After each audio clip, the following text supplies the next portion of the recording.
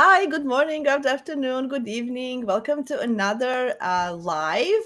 My name is Jasmina from Jasmina Brozovic Astrology, and today I have two amazing astrologers, my astro friends who you might already know from my previous lives. Hannah from Hannah's Elsewhere. Hi, how are you? Hi. Good, thanks. I'm so happy to be here to collaborate with you again. Yeah, amazing. And we have Andre from Hermit's Path Astrology. Hi, Andre, how are you? Hey guys, I'm good. I'm good. Thank you so much for having me. So excited to be here as always. Yeah, amazing. So Sid was supposed to be here. He's not here. If he comes along, I might allow him to come in. I'm kidding. Anyway, I know it was a time change here in Northern America. We switched to 1 hour ahead to last night, so there might be a misunderstanding about time. Oh, yeah, we So did. today we gathered to talk about the astrological new year. Um, hi, Brianna Hi, Nine. Brianna. Nice for you Hi. to join. Hello, Yeah, hello. nice to see you again. Um, why? Because we, as astrologers, we always look at Aries as the first sign of the zodiac, and this is where our when the sun goes into Aries, this is where our new year, actually, astrological new year begins. So it's a very major event in astrological world, and it's a spring equinox here on the northern hemisphere as well. So it's like a new beginning. It's a birth of life after dark winter. There's like a new seeds are popping out, so it's very important for starting new beginnings. Hello, misbehaving, nice to see you. Hi, misbehaving. Hello, hello. She's the biggest fan ever. Every Oh, live. She never missed anything. I'm so blessed. Anyway, oh. that's oh, I was gonna go live on Instagram, so I don't know if that's gonna work. No, it's not. No, okay. A lot of Piscean energy. We have a new moon in Pisces today, so like a lot of Piscean energy in the air. So things are a little bit of nebulous sometimes, as it seems. So we can have everything as we want to. So before we start with the chart, guys, I want to ask you, what does astrological new year mean for you? What is this spring equinox? Sun coming into Aries. How do you feel the energies, Hannah? How about you? Oh, oh, yeah. Well, as someone who has the moon in Aries in my Mm, chart, it's certainly a time when I feel like I come alive. Uh, I also have Aries in the eighth house. So Mhm. for me, I feel that it's a highly transformative period. And yeah, there's just Mm. a sense of new life, new beginnings, and I feel it already with Mercury having just entered Aries. There, my mind is like, yes, I can do this. But yeah, I love the energy, I love the passion, I love the confidence, the drive, and just the thought of the sun, with the sun being the solar power, the energy, that our purpose, with it being in Aries, it just ignites that flame and that passion. It's the spark. So it's exciting. I feel excited about it. Yes, I 100% agree. Excitement is number one word that I feel like, oh my God, yes, we can start new. Look at these flowers, everything is blooming. I just mhm. feel so much alive. Like winter is hibernation for me in a sense. So this is like, yes, I'm coming from the hibernation state. Yeah. Amazing.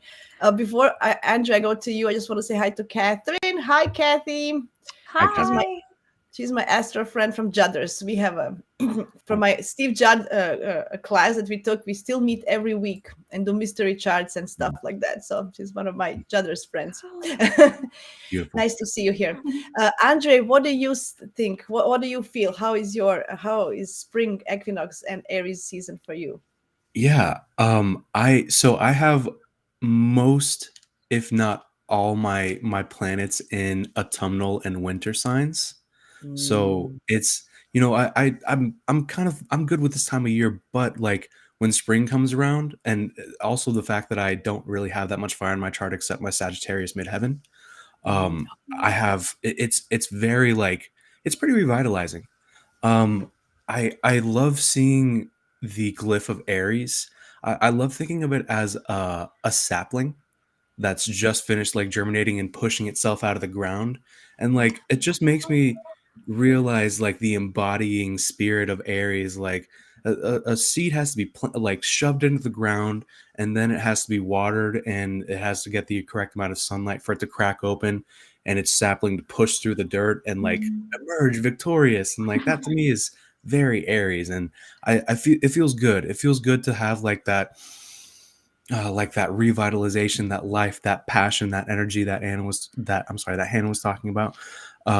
And yeah, just this very beautiful Marsy passionate time. And for this little fish, it can be a little much sometimes, but yeah, I'm here for it. I'm happy for it. Oh yeah, I love the I love analogy that. about, yeah, right, Aries like a first sprout. How do you say, sprout coming A out of the, sapling. yeah, Mhm. sapling. I love that. That's really beautiful. You're very Thank you. poetic. Andrew is Oh, I so appreciate Piscean, so poetic. I always feel that his astrology is beautiful.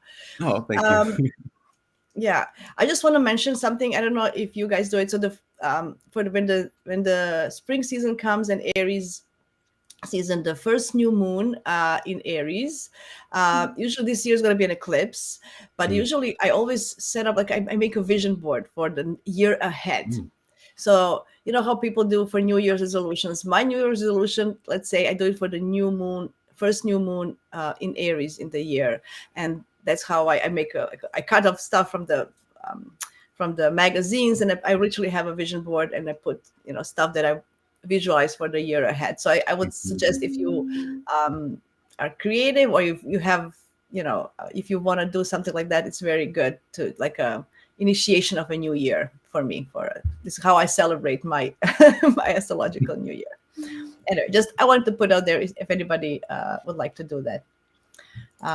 Misbehaving is saying, very good. The eclipse is happening bang on my rising sign.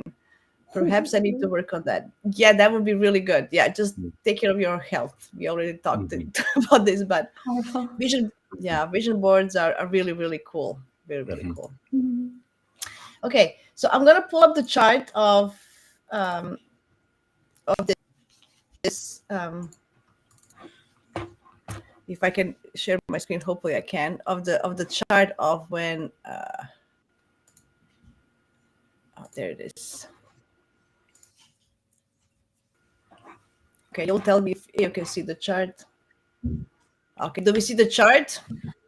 It's a little bit Mhm. small, I guess, but I wanted to keep the grid and everything just because we can see there's so much fixed fire that day.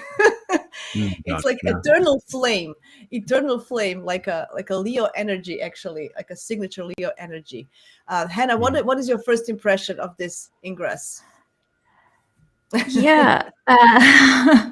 So I love what's jumping out of me first is I love that the moon is also in Leo on the same Yes. day.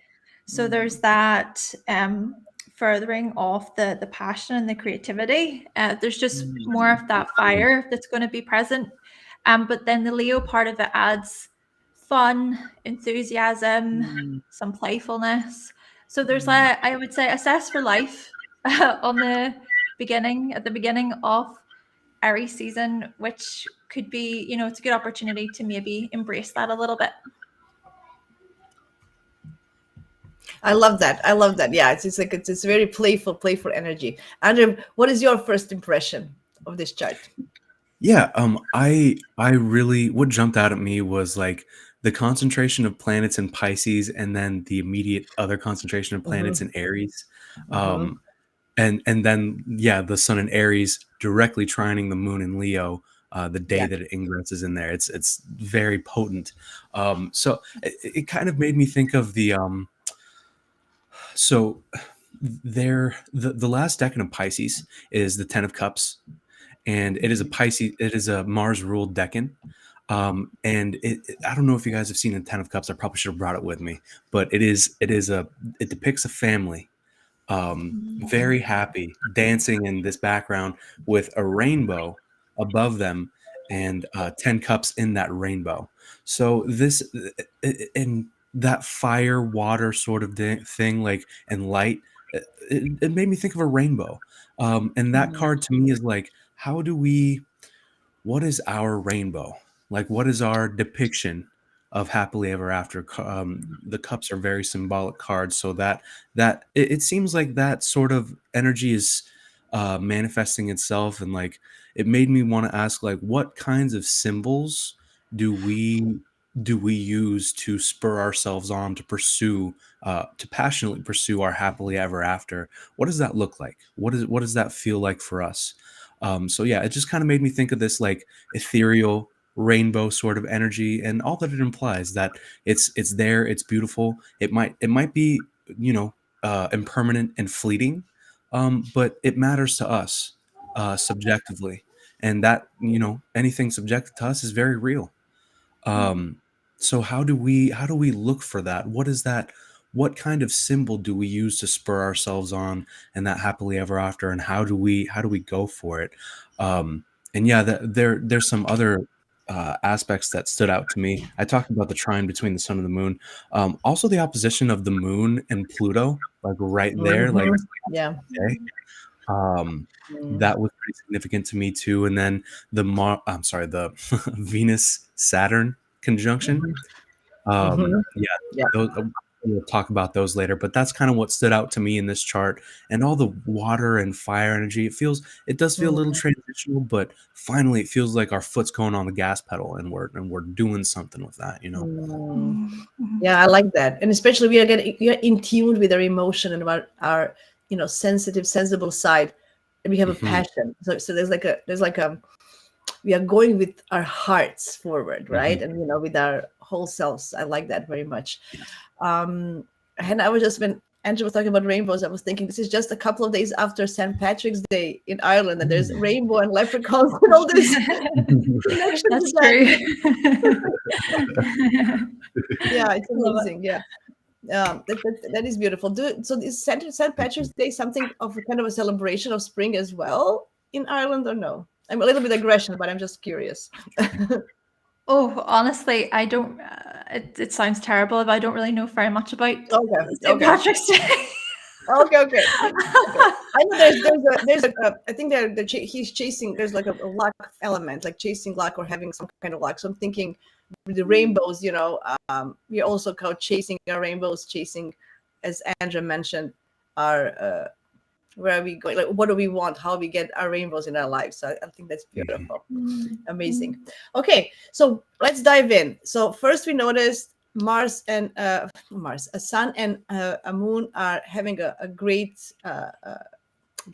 communication with each other, and No. it's a passionate, fiery sign. Um, but how do we complement that with a position with Pluto? Andrew, do you want to touch on that because you mentioned it first? How do you complement this uh, moon energy? Sure. Yeah. So for the uh, Moon Pluto opposition, just some stuff that I wrote down. Okay, Um, no problem. Unconscious material of the emotions, the body, the physical health, deep and passionate feelings, uh, repression of nurturance, comfort, and security coming up to the surface to be examined and be healed and disinfected. Um, the poisonousness of perhaps being too overly emotional or being too intoxicated with physical life, reflecting on our subconscious projections and ingrained patterns about Pluto themes, i.e., what does it mean to be Mhm. powerful, to partake in catharsis, to clear out so we can feel and heal. And it could also mean power struggles at home and unconscious emotions contaminating the atmosphere. But overall, like a very cathartic, um, very much so like this. Reaching down deep into our right down deep into the subconscious and like just having us sit with what that looks like. And that's going to be different for all of us. You know, we all have different subconscious conditioning from our childhood, from the things that have happened to us. But that is going to be very, very personal, Mhm. very intimate. Which the moon rules. It rules intimacy, and when Pluto gets in the mix, it's a little intense. Obviously, that's the million Mhm. dollar word for Pluto. mm, But I love that with the fire energy, because it might give us the courage to really sit with that, because that takes courage too, and that takes passion. to want to sit and look at our lives and reflect on how our subconscious conditioning might have gotten us to a certain point, whether good or bad. It doesn't have that. When I say that, it seems like it has negative connotations, and that's not what I mean. It's really just having us look at what is in the unconscious and the subconscious. Pluto and the moon both do that, so that's very far reaching. But yeah, with the fire there, yeah, I think that is going to be very much so. Um, the trine between the sun and the moon, very much so for uniting the body and the mind, spurring the story onward. My astrology teacher sees the sun as the story of our lives, and the moon as the setting for which it takes place. And I really love that. So that's going to be happening. Like the story's going to be moving. We got our foot in the gas pedal, but the water of Pisces and the opposition between the moon and Pluto is going to be a lot of reflection still happening, a lot of feelings, a lot of emotions, a lot of personal, subjective, mystical, symbolic stuff that is hard to put into words. So we have to sit with it. But yeah, that's kind of what I feel like this Pluto thing is happening. It's not going to be. It might not be super bombastic for everyone. You know, be like these really intense volcanic feelings that just need to be addressed. So that's what I see it as in this Yeah. case. Yeah, that's very poetic, actually. Very good. Yeah, I know that Beautiful. moon represents people in mundane charts. So when you look at Mm. mundane chart, moon is people. So when we look at moon as people, Hannah, what are your thoughts? What are people of this world are as us as humans with this opposition to Pluto, but also we're trining with Sun. What does that feel for you? What I'm getting from this is part of a bigger story, a bigger cycle that's going to keep going for the next 20 years or so, because we're going to experience these oppositions, between Moon and Pluto, whilst Pluto continues its, transit through Aquarius. So I feel that as a collective, there will be much that will come to the surface with respect to our inner child, how we express ourselves, how we can unite perhaps as people, how we can collaborate even though we have our differences, even though we may not agree all the time. And what also comes to my mind is that sextile between Pluto and the sun. So anytime I kind of see like a sun aspect with Pluto, I imagine, well, I suppose Leo as well is ruled by the sun, right? But I imagine the ego cracking. It's a cracking of the ego. And there's a lot of healing in that. And there's a lot of growth and humility in that as well. Yeah. So I feel it should be interesting, especially because Mars will enter Venus, or sorry, Pisces, my mistake, Yeah. a few days after the spring equinox. And so Mars is going to be that dispositor of all the Aries energy that we're going to get Yes. coming into Aries season. The solar eclipse is coming, the lunar eclipse is coming. So it's going to be a good opportunity to do that inner work, to do a lot of the reflection. And Yeah. there is that there's that cleansing, purifying quality to Pisces that I love. Whilst as someone, as I say, I have my moon in Aries. I know I can be very impatient. I know I can be very impulsive. And when things do not go according to plan the way I want, I just want to push. I just want to go, screw it, just yeah, that's the next thing. But Pisces reminds me, which is challenging. Pisces reminds me just to, what am I doing this for? What are my intentions? How can I actually sink within? What am I trying to prove? So I feel that there's a great deal of surrender that's also going to be present, which should be an interesting time for all of us. I love that. Yeah, that's really beautiful. And healing energies are also seen because just a few days before, or even now, we had a North Node with Chiron, and then here we have Mercury approaching Chiron as well. like they're almost like a half a minute apart for this ingress for the sun going into Aries. So I do feel that the healing potential, it's huge, and having the courage to change the humanity and us, individually, for the greater good, for the greater humanity. I think it's going to be, because Pisces is about, connecting with the greater things. And then we had this beautiful this beautiful Aquarian energy in the last month, that we understood what humanity is, and potential to heal humanity as is, not as us humans. I don't know if I make myself if I make sense, but I feel like on a collective, the humanity will have ability to heal and to start like a new fresh start, which will, this next 20 years we're going to see the impacts of, right? And I love that we still have the passion for life, that we didn't give up as humans, Yes, ma'am. despite all the stuff that are happening. I love that, right? So, and this chart is telling me that we still have it. And I love that.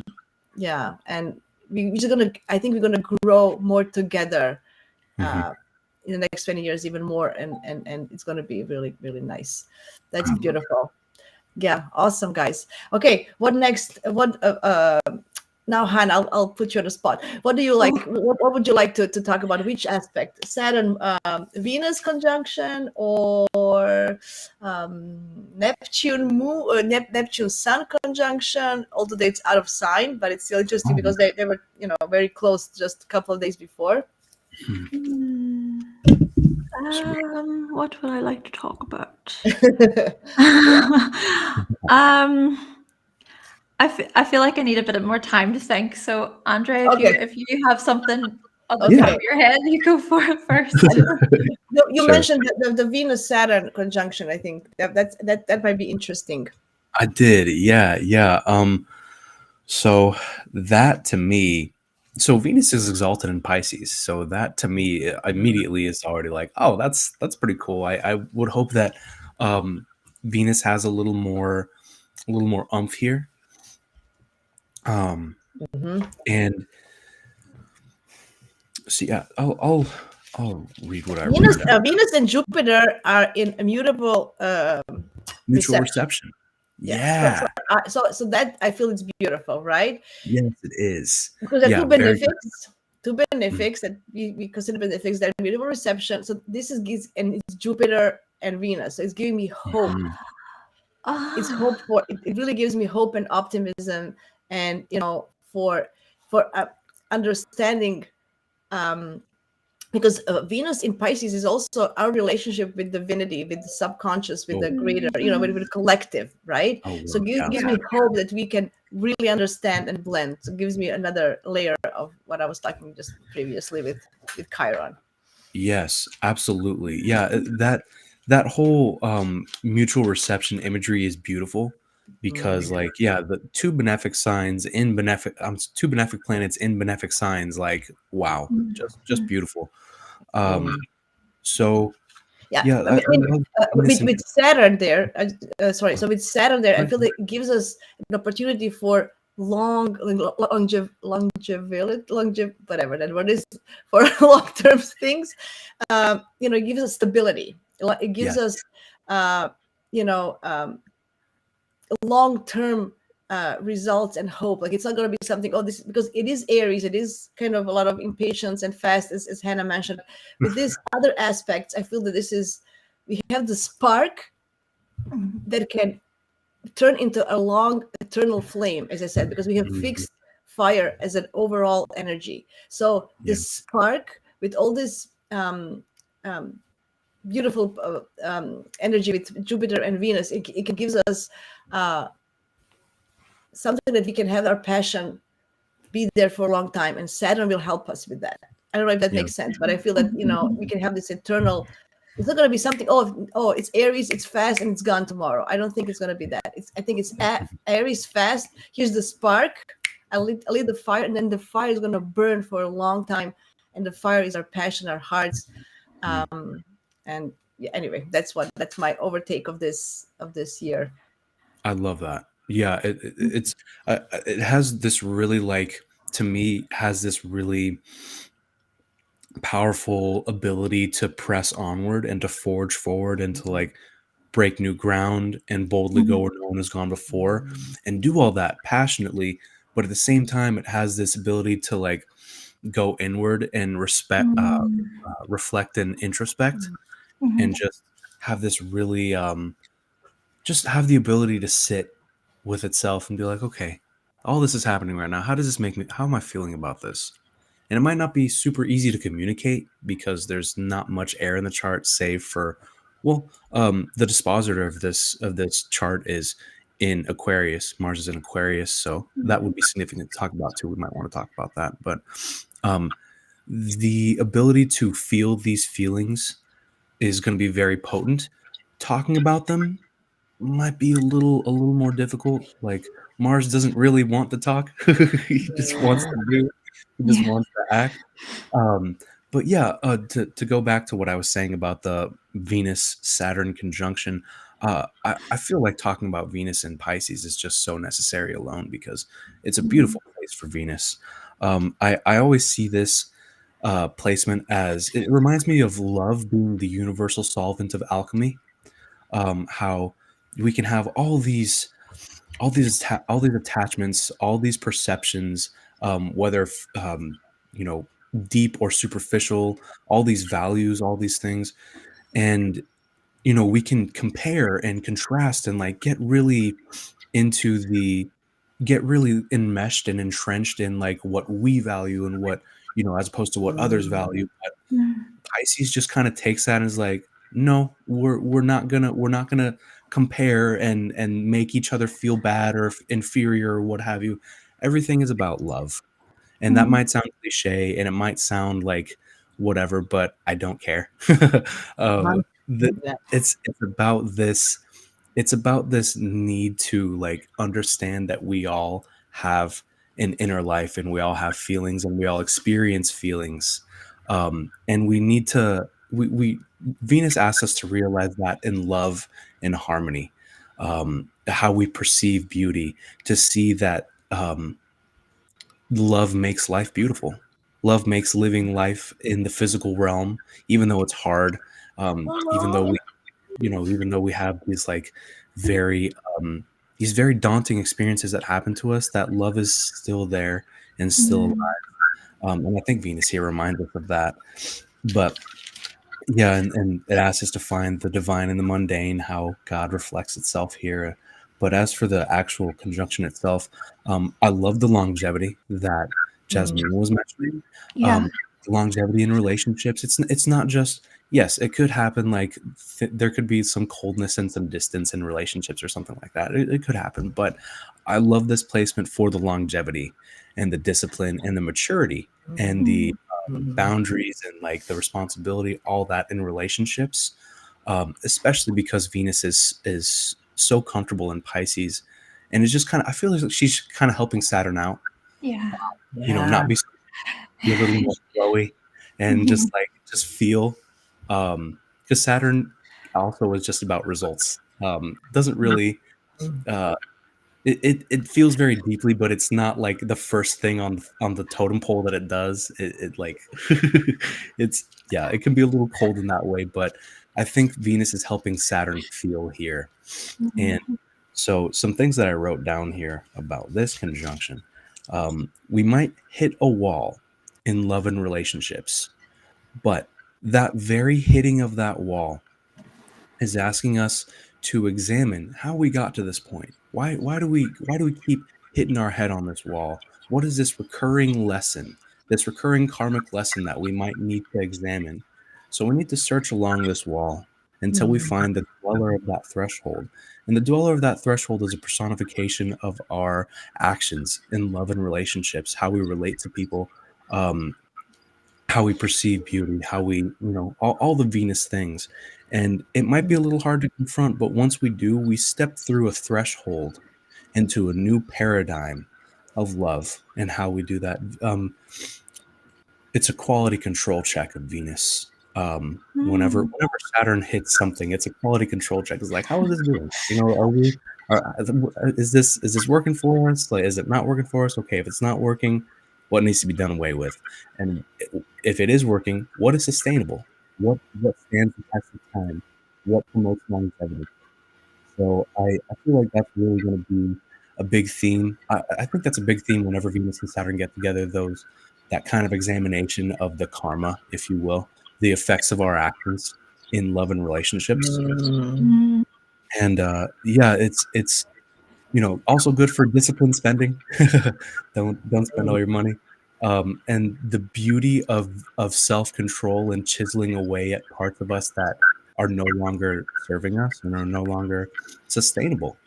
And the discipline that takes, and the discipline that it takes to consistently see the world as beautiful without being. Yes, it's okay to feel and to suffer. Yeah, I don't like to use that word lightly, but that's what Saturn asks us to do. It asks us to do that in a way that is,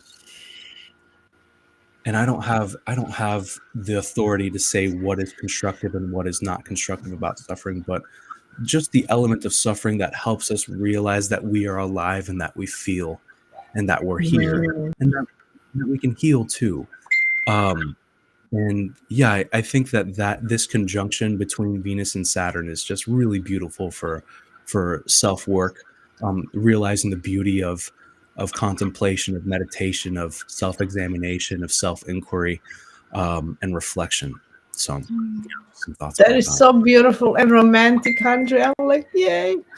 I see Sid showed up here. Sid, if you're texting me or sending messages, I cannot Sid. access my phone at the moment. So if you can join us onto the link, maybe I can let you, I don't know, maybe I can still let you in. So please try, if you're listening and hearing me, please try to click the link, and I guess I can invite you still. So let's try that. I'm like, I can't access my phone at the moment, so sorry if you're sending me messages. This is so Piscean, so like all this new moon nebulous stuff. Anyway, okay, Hannah, what is your intake now after Andres? I was like listening, like I'm listening to a poet, right? Like a right? I'm like, whoa. Yeah. It's like, keep going. Yes. So beautiful. So what I love there from, so you mentioned that word, Andre, the flowiness that Venus can bring to Saturn, and where my mind went to with that was that the softness, that gentleness that can be brought. There's a soothing quality to Venus, that romantic quality. And then just as much Saturn being a part of it, Saturn's also putting some healthy limitations in place and seeing what we can actually do in practical ways. Yeah. And then what I love about it is the sextiles to Jupiter. So Jupiter's also communicating something here. And I feel as if Jupiter's bringing in wisdom and truth and knowledge to do with our self-worth, right? To do with our inner security. And there's the qualities then of the creativity with respect to Taurus. And it's building up to something, isn't it? Because Jupiter and Uranus are going to conjunct throughout April. But it's all part of this, this story, this story as Jupiter's went through Taurus, and inflation, cost of living, housing crisis. Our patience has certainly been challenged a great deal. Yeah. But I feel as if as things do start to continue, there is greater, I think it was you, Jasmine, you're saying that word of hope. And I love that word, because the glimpse of hope is what I feel we need, and it's what keeps us going. It's what keeps us moving. And I feel even that Jupiter in Taurus highlights this quality of patience being a virtue, but it's also feeling that. It's not just, coming from a place of saying it, but actually aligning with it, feeling it.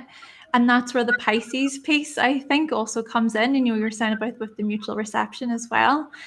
And then the other thing that jumps out at me, if it's okay, if I can continue with this. Yes, please. Yes, please.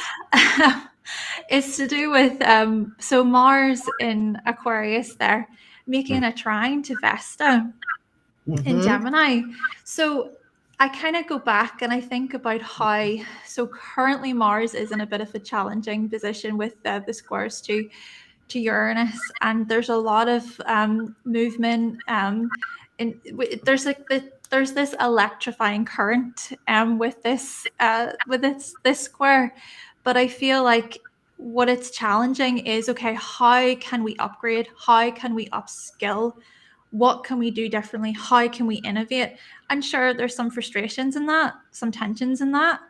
Um, but with challenges, of course, come lessons, and we can make changes then. So as Mars continues throughout Aquarius, and then as we come up to the spring equinox, and there's the trine to Vesta, I feel as if that kind of harmonious flow between Vesta and Mars, it's gonna say something about our passions and our drive with respect to how we educate, how we learn, how we can be adaptable, how we can be flexible. I love Vesta in that it really looks at our flame, how we keep that Yeah. flame alive. And that's so important. I feel like Vesta is that part of the chart that says your flame never really dies. Like it's there. It's just how you access it. And that mixed in Mm, with the fact that this is Aries season, right? As you were saying there, Andre, the dispositor of this Aries energy is Mars. And so Mars making that trine, that combination of Aries with Aquarius, it's just like, pow, it's this rush perhaps of excitement. Even Yeah. Vesta was retrograde for a period of time, I believe. That was a few months back or a few weeks ago. I can't remember the date, sorry about that. But that, over the past few months, that has been an opportunity for us to revisit these more educational matters and our mindset as well with respect to Gemini. So there's some forward movement there, I think, when it comes to the air element in our charts.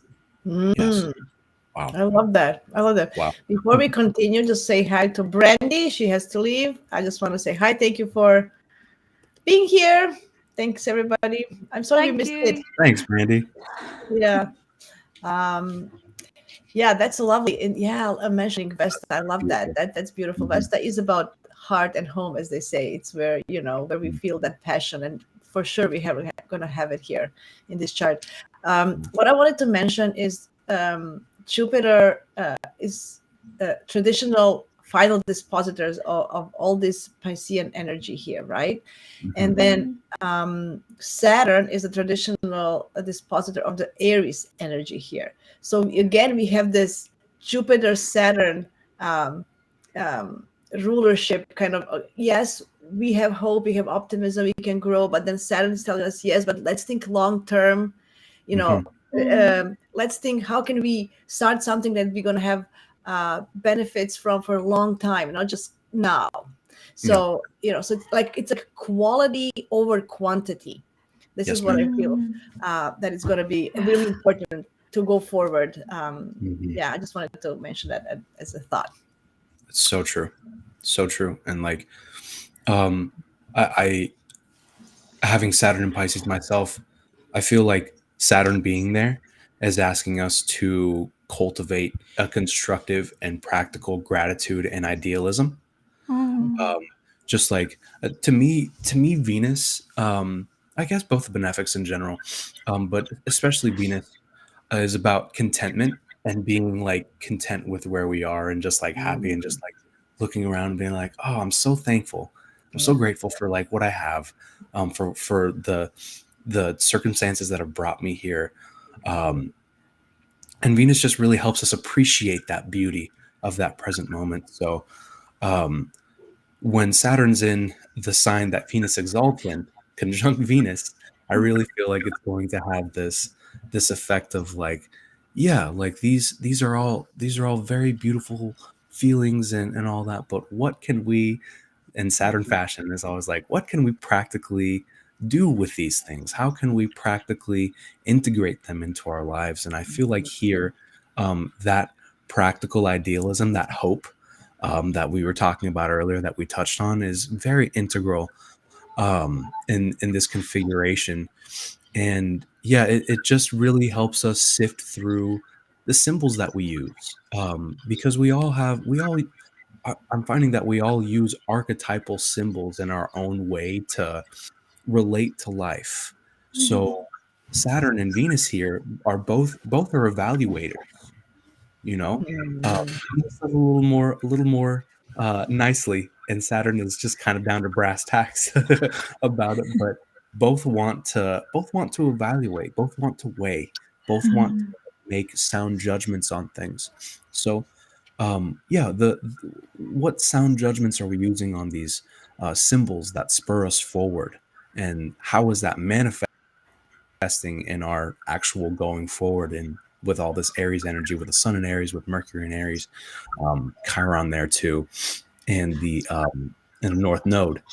So yeah, I feel like that's going to be very interesting. And then um, I wanted to talk about Mars and Aquarius too. Unless you guys have something to say about that too. What do you guys think about that?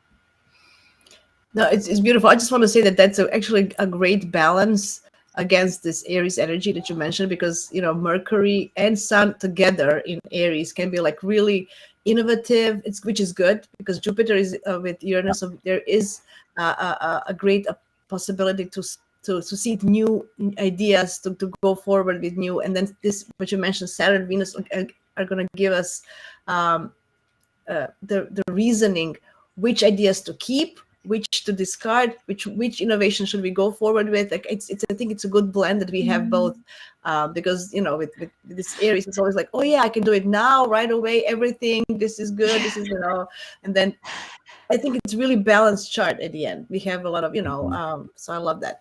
You can go. I just want to mention that, Hannah, if you have anything else to add before Andrea goes to Mars. I'm good. Yeah, I'm looking forward to hearing what you have to say, Andre. Okay, well then I guess we'll start. Thank you guys. Yeah, Mars in Aquarius is really interesting because like Aquarius is an air sign, obviously, we know this. So it's about the ideas and it's about the thoughts and the communications and the ideologies, the like entrenched ideologies that we might have about things. Um, and yes, about the collective, about humanity at large, about it's also about the study of the human condition. I'm finding Aquarius very much so likes to look at this, like have this top down eagle eye perspective on everything, just Yeah. kind of like scientifically analyze it. It's a very Aquarius is a very scientific sign to me. Mhm. So Mars being there, we're just really going for the the big thoughts. Um, these very large castles in the sky, these paradigms, these ideologies that we function on as a society. And also, I'm finding that Mars is how we rise up against something that might be unjust or Mhm. might need to be done away with. I always joke that Mars was Uranus before Uranus was Uranus.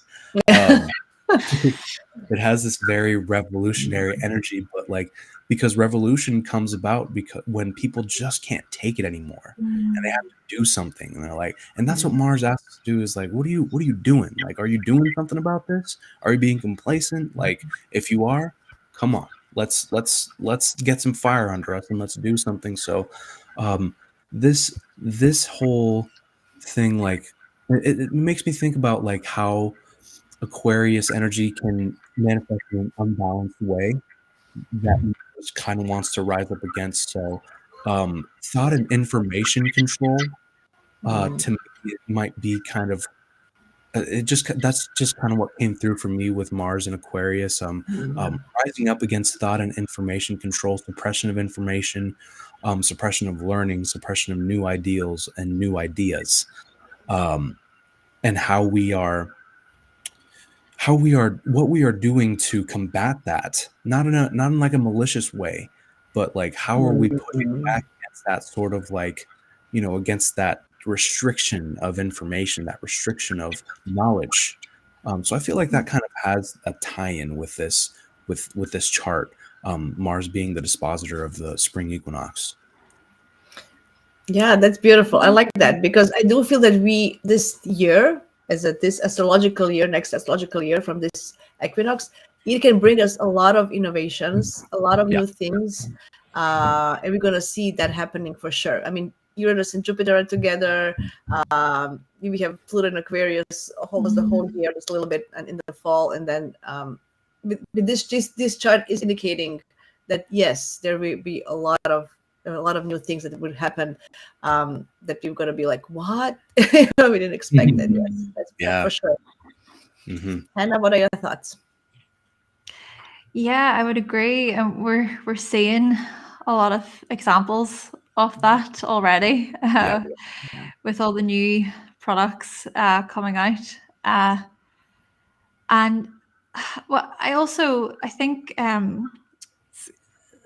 the interesting thing about this is the karmic piece. And Andre, you mentioned about karma, Hmm. and that's, to me, karma is so Libra, it's so Pisces, and we're gonna experience the lunar eclipse. So basically, we're coming into eclipse season. The spring equinox comes, and boom, like we're pretty much we're in the heart of it. So it should be an interesting time because the lunar eclipse will be in Libra, and then the ruler of the lunar eclipse, Venus, will be in Pisces.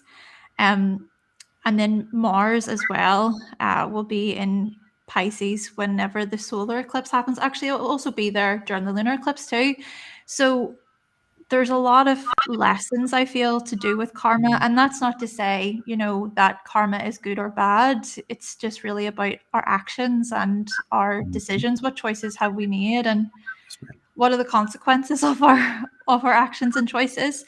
Because Libra, I feel, Libra is impartial. Libra is the judge, but it's not about coming from a place of right or wrong necessarily. It's more about balance. It's more about give and take. What needs to be? How can this balance be restored? How can that equilibrium be restored? So I feel this will be a time period where many of us will be addressing these matters. When I reflect on this, within my own life, for example, I can see, I have a fair idea. So I kind of visualize and think about where I've come up to this point in terms of my astrology journey. What actions have I taken? What have I done? But also, how can I come from a place now of, I suppose it ties in a lot to what's already been said, but how can I come from a place of what's no longer working, but what is working at the same time? Hmm. What is that thing that I can keep consistent with? And I feel that Saturn quality with Venus also will add to that. So it could be a really useful spring equinox just to really think about, okay, what is the next step? And how can I take the next step in a way where I'm considering where I've already came from, and what can I change? What can I do differently? What I like about Pisces season, and I suppose where the new moon in Pisces is happening today, which is, I feel so uh, like symbolic, or Yeah. there's no coincidences basically with this, right? But but it's a big clearing out, isn't it? Yeah. It's an energetic clear out. Yeah. Um, and then we can hopefully approach the eclipse season with a greater awareness as to what we wish to keep and what we wish to let go.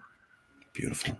Yeah, that's and that, you know what confirms your what you're saying is that all the planets for this ingress, for this equinox, are still direct. So there is this huge a feeling that we need to push forward, that we have Yeah. to keep going. It's not about, I think this new moon today is kind of the last one to reflect for this, when we come into this equinox, and April and May, it's going to be go fast, fast, fast, and then Yeah. Jupiter is going to go in Gemini in June. It's going to be even even faster in that sense, right? Mhm. So I just feel that, as you mentioned, today's new moon is beautiful. This is the last new moon to kind of go more inwards and Mhm. think what we want to do, because when this all starts, with equinox and then eclipse, first eclipse, second eclipse, it's going to push us forward very fast. Like we won't be Yeah. able to kind of think what's happening this is like this is time to clear our decks before we start, actually doing things. Yeah, just wanted to mention that it's a very forward going energy, in that sense. Yeah. Andre, any other thoughts about this? Oh yeah, we didn't mention Neptune. Neptune is important. Neptune is trining the moon, and it's conjuncting the sun out of sign, but it's gonna be like it's still in Pisces just a couple of hours before, so it's gonna be in the same sign.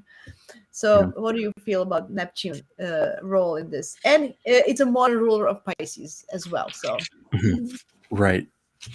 Yeah. I think that. Let me find my note here. Sorry, guys. I didn't want to put you in the spot. You can just intuitively. Hannah, do you have anything on Neptune? Yeah. So I think that Sun Neptune conjunction is like, yeah, it's the fact that it happens and then the sun jumps into Aries like right after that. It seems like it's reflecting on these very large like transcendental goals, and like what kinds of goals it aspires towards. Maybe not corporeal goals, but these like these goals of like connecting to divinity in a way. Seeing I like seeing Neptune as Neptune asks us um where the masks of God are. If you guys are Joseph Campbell fans, I always think of that. Like Neptune is like a mask of God, and it doesn't like outwardly ask us. It just like puts the symbol there, and I feel like it just kind of expects us to be like, okay, where's the mask of God in this situation? Where it's there. It's not readily apparent, but it's kind of nebulous. It's kind of foggy. It's hiding a little bit. Where is it? And the sun there illuminates that and sheds light on that, and really just asks us to look for masks of God in this case being in Pisces, masks of God in our own inner life, seeing how our own inner life is a reflection of a cosmic inner life. I know this might sound like kind of too Pisces. Stop me if it's no, stop me if it's no, that's but very good. thank you. The mask of God in our inner life, like how the universe might reflect into us. Um, ancient people said that we ourselves, as human beings, we are our own universe, our own ocean, with all that entails. So, like, what does that mean? What? And I feel like the sun there really is asking us, like, what does that mean? Because the sun is about intellect too. It's very much so tied to the mind. It's very much so tied to like illumination, setting light on things, being enlightened, and yeah, it really just asks us to reflect on our transcendental aspirations. Mm-hmm. Uh, and I like go I thought of spiritual gold here too, like Mm-hmm. translating things into from base lead into gold. But with Neptune here and having that happen in Pisces, to me, it's like this very spiritual gold. So again, like the spiritual aspirations, like the sun is like how we go for the gold in our own way. So yeah, that very much so like what is the end game of our spiritual life, of our spiritual perceptions and interpretations? Do we have any? Do we even do that? That's a whole nother I thing. love it. I love And it. I yeah, love it. yeah, thank In my simple Gemini words, I'm not a Piscean, in simple Gemini words, I would say go forward with the passion of Aries, but don't forget that you also have the spirit and the soul, and include that in your path, in your pioneering to the future. So That's it. make sure you don't forget to take that with you. That's it. I love that. That's my Gemini simple wording. That's how I understood your No, it's words. great. It's great. It's concise. Yeah. Beautiful. Yeah. Hannah, what do you say? Yeah. So what was arriving to my mind there? Well, I'm thinking about firstly how with that dissolving part of Neptune, Mm. uh, perhaps it will indicate how where and when can we dissolve any sort of, you know, those qualities to do with Aries that can be very much about me first, Oh yeah. pushing forward, heavily competitive. It's a way to perhaps help ease that a bit, or maybe it's a good way for us to reflect on those moments within our lives. And it's almost like saying, hey, you know what? Everybody gets a turn. Like, it's okay. Your turn's coming. Wait your turn. It's fine. So, you know, maybe there could be some changes in that way, right? A type of renewal. Because when I think of Pisces planets and just the sign of Pisces, I think of renewal. I think of endings, but also the beginnings at the same time. And I love the Pisces Aries threshold. It's just so powerful because it shows us that when there is an ending, there's also a beginning, and it just there's the ever the never ending cycle. You know, this is what we learn from astrology, that time continues, and Pisces teaches us that it's infinite and eternity. When I think of that, my mind just it's boggling to me. It's actually quite a scary thought, to be honest, the thought of eternity. But Yeah. yeah, I find that threshold to be really, really fascinating. Mhm. I like to think of it like you know, we come from this place of real darkness where we're in the depths, but then we come to Aries and we see the light. Yeah. And it's taking those lessons that we learned. And so in the case of Neptune, Neptune's been in Pisces from, I think, 2011. So this has been a huge transit for us collectively. We've been exploring our depths, we've been exploring our own delusions, and Saturn's come along and it said over the past year, take accountability for your delusions, right? Come on, take responsibility. So Yeah. I feel as if Aries then says, you've got a challenge for me? Mm. Okay, I've got this. You know, Aries loves a challenge. You know, you tell an Yeah. Aries, like, you can't do this, you can't do this. Aries goes, watch me. I'm going to, you know, so there is that. You know, there's the part of it where yes, Aries can be demanding and competitive, etc.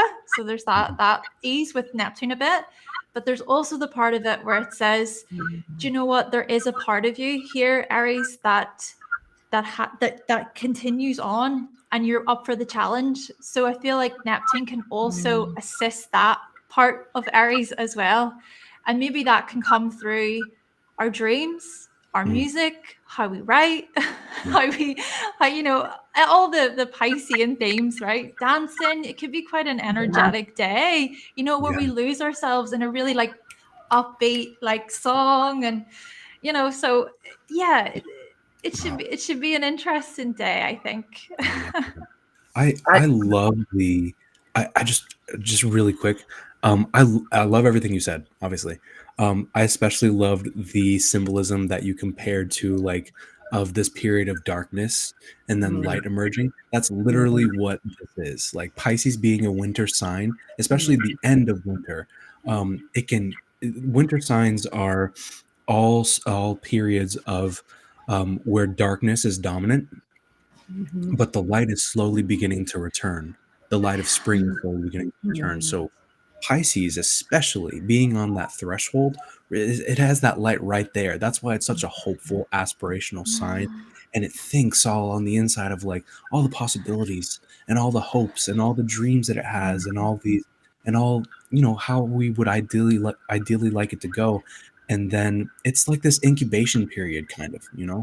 It's Mm. like this you're sitting and you're just feeling and you're imagining and you're visualizing how you would like these things to go, how what your rainbow would be, if you will. uh, it's I mentioned that too, because that the moon is actually the lunation is happening in that decan of the 10 of cups today, so I feel like that's kind of coloring things too. But anyway, the yeah, that very much like that incubational, aspirational, like inner hope period, that bursting forth with the spring where the light is most dominant and it's culminating and it's continuing to become more dominant, and there's just so much hope and there's so much life there.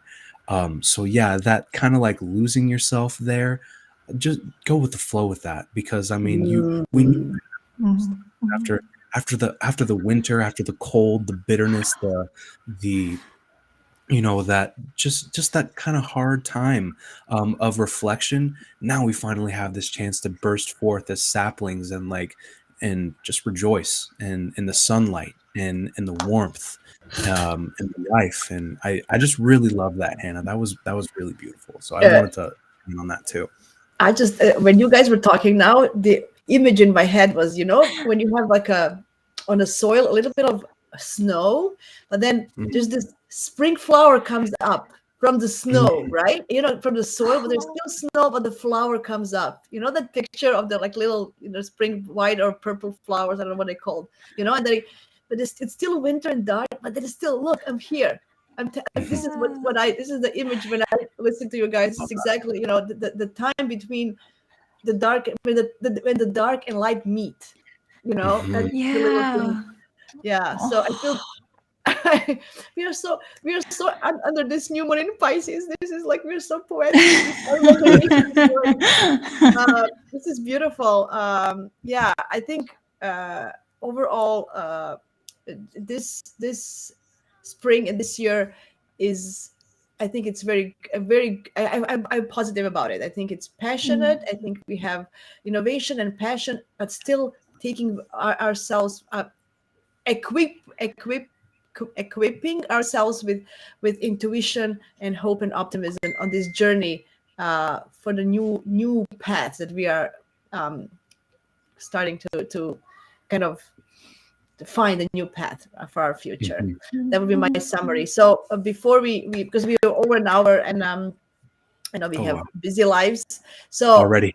yeah, I know. We can talk for all days, all night. I know we have like maybe we should We do could. a 24-hour marathon of oh my god, now you're getting my idea. Maybe I should just have a marathon of having people 24-hour astrology marathon talk.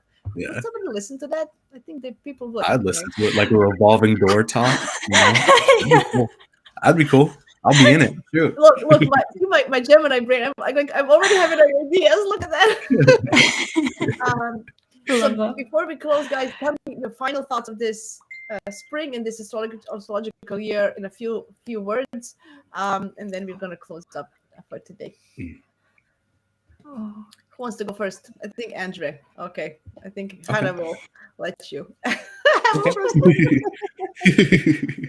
um, yeah, I think that there's even parts of passion and reflection here, the passion to go forth and break new ground and break through. And also at the same time to really feel what that feels like, not just kind of like mindlessly ramming through things. Not that that's bad. I mean, sometimes the high pain tolerance of Aries is really useful, and just like using a battering ram and just going through things, man. But it has this really this in particular, this chart has this really reflective quality too, with the planets in Pisces and the recent Sun Neptune conjunction. So yeah, reflect and go forth with joy and love, and yeah, be passionate. That's what I got to say about it. I love Yeah. it. Love it. Mhm. Love it. Hannah? Love it. Yeah. Yeah. I I I can't, and I can't even say anything now. Like, Andrew, that was so perfect. Oh, No, no, Andrew is being Andrew. You be you, and it's you be you. oh, you guys. Uh, Uh, um, so yeah, I think if I was to sort of sum it up in a few words, would be to certainly embrace this new beginning, right? It's the mhm, spring equinox. Happy astrological new year, everyone. And it's a good opportunity then to really think about, okay, what are your goals for the year? What would you like to achieve? Mhm. And the Mercury retrograde in Aries will also help you with that, by the way, from the Yeah. 1st of April until the 25th of April. Be a good opportunity for you to review. But at the same time, just remember to leave some time for the unknown, right? Embrace the unknown, embrace new possibilities, Mhm. and just be open, right? Come from a place of openness. Mhm. That's it. Oh, is this your vision Vision board? That's board my vision going. Oh board. my gosh. That's beautiful. I mean, That is there's so a bunch of other cool. stuff here. I don't know if it's very blurry, but anyway, you know, it says a bunch of lot of stuff. Like, what did I put here? Oh, pushing the limits. Mm. That The is so art of creative, giving. Jasmina. Yeah, big impact, and then helping through difficult times. And I traveling as a family, so that's one of my goals. And then it was like Mm. I used feng shui, that the board I have like for 9 different things. So Very um, nice. everything, family, love. So I would encourage everybody. This is such a great way to start a new astrological year. Um, it keeps you also focused on what is important in your life. You think about, what am I grateful for? What do I want to achieve? Where am I? Because we have these long-term goals, but then put in 1 year. What do I want to do in the next 12 months? What is important? Yeah. And then it keeps you, at least for me, keeps me balanced between the work passion, family, and my own personal goal. What do I want? How to stay healthy, how to think of myself as well. So it's very good. And for me, I'm a Gemini. And for Leos, it's also, we have a Leo moon here. This is a Oh very yeah. playful, childlike thing to do. Yes. Put your Yeah. creativity out. Yes. Perfect. As a thought. Awesome. Thank you so much, guys, for coming. Before we close this, what have you got going? Okay, Hannah, you go first now. What do you have going? I know you have a workshop coming up. Tell us more, please. Yeah. Yeah. Yes, yeah. So it's going to be held on the 30th of March. It's a workshop all about annual perfections. So it's a Hellenistic timing technique. So it's the idea is to focus on a certain house throughout the year for you based on your age. And then there'll be a lot of other interesting things to explore. And it'll be a good way to even ask me questions about your personal year, and I can help you out with that. So I'll break it down to the best of my ability, hopefully. And also, just quickly, if you're interested in joining the Patreon, you can do so by going to Patreon/Hannah's Elsewhere. You'll get daily forecasts over there, and there's also guides available. So I have YouTube videos, but I understand that some people prefer to learn in different ways, and so there's guides there available for you as well. That's Oh, beautiful. amazing. Woohoo! Great That's job. going in the calendar. That's exciting. That's exciting. And Andrew, what Yeah. do you have coming up? Yeah. Just a lot of the same old stuff. I do videos. I also record monthly podcasts with my classmate Raya. She is brilliant. She's brilliant. We're both Virgo suns, so we both just kind of riff off of each other. And that's Raya Sun Astrology. That's where you can find our podcast. I also am going to be collaborating. It's not concretized yet, but I know that I'm going to be collaborating with a very talented tarot reader and psychic. She's also just brilliant. Her name is Elise. That's going to be coming up on March the 21st, I think. We're going to be talking about the Venus-Saturn conjunction and breaking that down astrologically and through a tarot spread of like the corresponding major and minor arcana. So that's going to be really beautiful, and we're going to start trying to do that like with significant transits. So we might do that 1, 2, 3 times a month, depending like what's going on. But we're going to be doing that. As more information comes out, I'll be able to start advertising more effectively with that. But yeah, that, and then I'm also doing readings. If you want to book a reading, shoot me a DM. I do astrology and tarot readings, so got options. Awesome. Yay, Awesome. guys. Amazing. Yeah, don't forget to always like, subscribe, find us on Instagram, on YouTube, and support us in a free way by subscribing, liking, and all this stuff, and commenting, sharing. You can always support us in that way without it's free and helps us a lot. You will see me again next weekend. I have 2 lives. On Saturday, I'm going live with Katrina. We're going to do a chart of Ronaldo. There was a request because some kind of European championship is coming up, or something, world champion, I don't know, soccer. So we had a request. We want to see Ronaldo's chart, so we're gonna dive into his chart. And then on Sunday, I'm gonna talk to Michaela. We're gonna talk about Mercury retrograde in Aries, and she's gonna tune in from Thailand. So she's traveling, but she's gonna tune in from Thailand. So that's with me for this. I'm gonna have some other stuff, but this is on YouTube. Awesome. Thank you very much. Thanks everybody for joining, for being here, for supporting us. I appreciate. I'm sorry that we missed Sid. I'll talk to him later. I'll catch up with him on some other show then. Happy new moon. Happy equinox. Have a beautiful astrological new year. Thank you both very much. Bye bye. See you guys soon. Thank you.